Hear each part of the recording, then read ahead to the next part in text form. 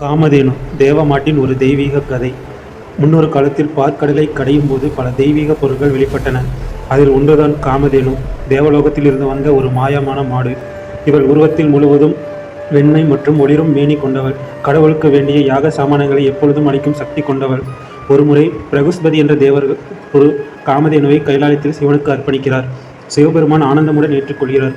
காமதேனு சிவனை வழிபடும் போது பாலால் அபிஷேகம் செய்து வந்தாள். அவளது பசும்பால் பூமியை பரிசுத்தமாக்கியது. அதனால்தான் இன்றும் சிவபெருமானுக்கு பசும்பால் அபிஷேகம் செய்வது ஒரு பரம்பரையாக உள்ளது. ஒரு சமயம் தர்மதேவன் பூமியில் பிறந்து வேதபாடம் செய்தபோது அவர் முனிவர்களுக்கு அன்னதானம் செய்ய காமதேனுவிடம் உதவி கேட்டார். காமதேனு உடலில் பசும்பாலும் நெய்யும் இனிப்பும் அறுசுவையும் வழங்கி தர்மத்தை நிலைநாட்ட உதவினாள். ஆகவே காமதேனுவை வழிபடுவதால் வீட்டில் செல்வம், அமைதி, நீண்ட ஆயுள், பக்தி இவை நிலை பெறும் என்று நம்பப்படுகிறது. நீங்கள் காமதேனுவை வழிபட்டிருந்தால் இந்த வீடியோவை லைக் செய்து கமெண்ட் செய்து கொள்ளுங்கள் நண்பர்களே.